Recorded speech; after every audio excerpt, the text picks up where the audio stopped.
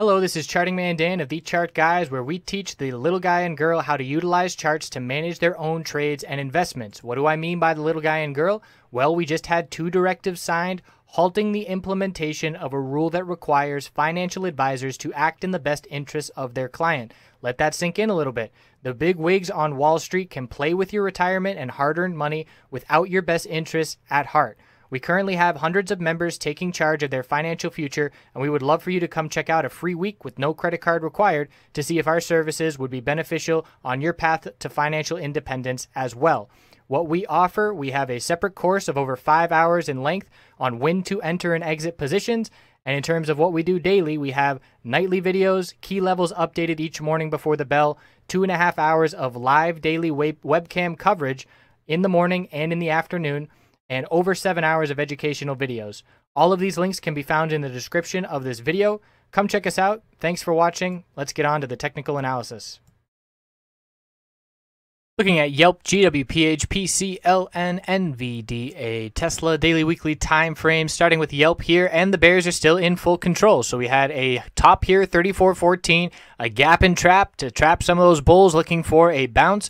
Couldn't break 34.14. We set a lower high at 34 on the dot, and then the bears took an all-out dump here. So anybody trying to buy that gap up open in the upper 33s is very quickly down 3% in a couple of days. We are closing week with lack of lower wicks, and we're just looking down at our 31.60 support, getting closer and closer to confirming yet another bear flag on the weekly time frame.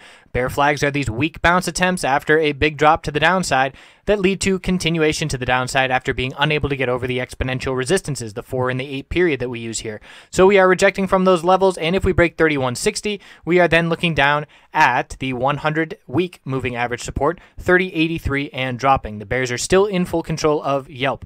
GWPH is also seeing weakness. Lower high and lower low pattern continues. We're going to have to break 120.37 to change that lower high pattern, which is going to have to get over this middle Bollinger Band and 100-day moving average resistance, which are both lining up roughly at that same level. Close near the low of the day to end the week on a little uptick in volume, and we're just looking down at 115.91, 114.37 as our supports from the most recent low that we have hit. We had a back test and a rejection from the middle Bollinger Band resistance. It held for a few weeks. We lost it. Now we're back testing and rejecting from it. So the bears are starting to take over on the weekly time frame. We've seen 5 red weeks in a row. There was a green week this past week, but obviously not a very convincing candlestick.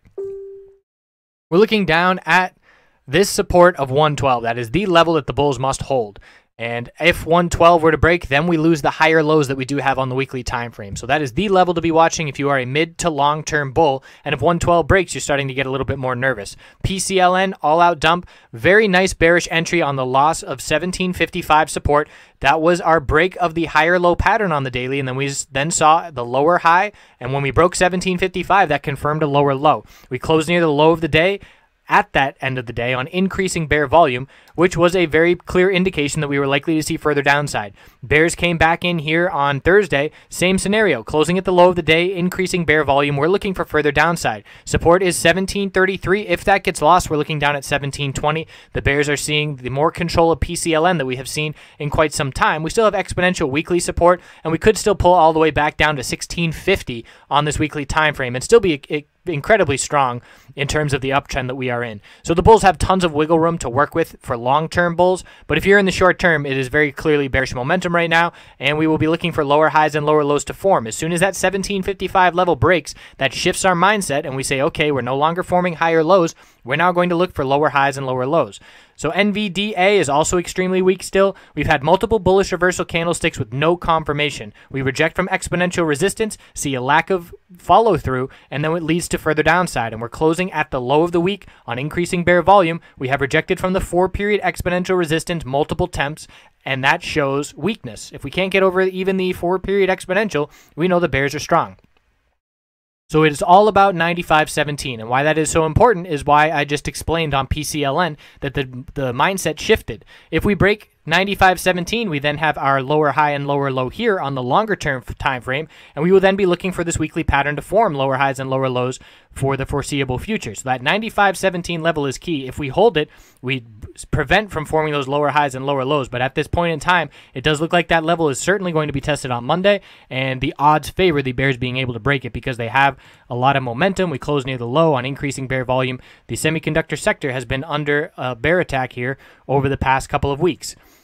And last, we got Tesla. Nice follow-through for the bulls. We were looking for a bounce on Thursday, and that was because the hourly RSI was so oversold. Didn't get the ideal setup. I would have liked to have seen a weak open and then a dump right at the start to make a bullish entry. We didn't have much further downside. The bulls showed up. We had a nice pattern play out, a equilibrium pattern on the 5-minute time frame, gave a nice clear bull entry, and then we had what happened in the afternoon with an Elon Musk tweet, and that was really, really fascinating as a technical analyst to watch play out. And that is because, in my opinion, number one, there is no coincidence or no random timing for anything. There is no company that's just going to say, okay, well, this looks good, let's release news here.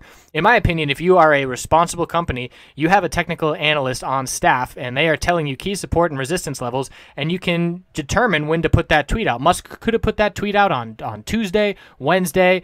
It really, why Thursday afternoon? So after he put that out, it was very clear that a short squeeze and a bear trap was underway.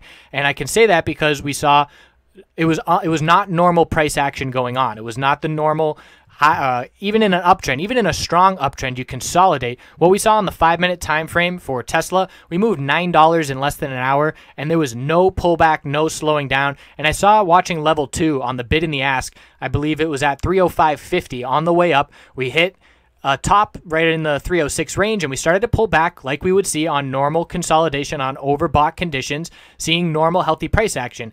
I then saw a bid come up at 305.50. It was filled. Someone sold into the bid. It reappeared 305.50. It filled again. It reappeared again. It filled again. And that happened at least 4 or 5 times where someone kept putting a bid back right at that level, not allowing the price to fall back below it. Then the bulls showed back up and squeezed some more shorts. And it was a very clear example that, in my opinion, it was orchestrated. I don't know if Tesla or Musk himself were in on this orchestrated short squeeze, but for this news to come out on a Thursday holiday afternoon and for this reaction in the market, in my opinion, it was definitely orchestrated in some way, whether it be hedge funds or whoever it is. It was not normal price action. And we see this action on CMG. If you watch the CMG video, we've been covering that for over a year at this point every day. And those CMG videos, we have very clearly seen deep pockets run up the price. In my opinion, it was a company buyback, but it's really nice to, when you're so in tune and watching the market every day, you can pick out points where it's very clear that this is not normal price action. Something is going on behind the scenes. That happened with CMG, and we've seen the bullish follow through from there. And in my opinion, that has happened here with Tesla, seeing a move to the upside here at the end of the week. So where we stand, technically speaking, we have 294.10 as key support. We formed a higher low, 295.30, and we were anticipating that to play out as we were looking for a higher low and lower high pattern to form here, reaching an equilibrium after the bull breakout. So resistance is 307.39, and we have a double top at the all-time high of 313.73.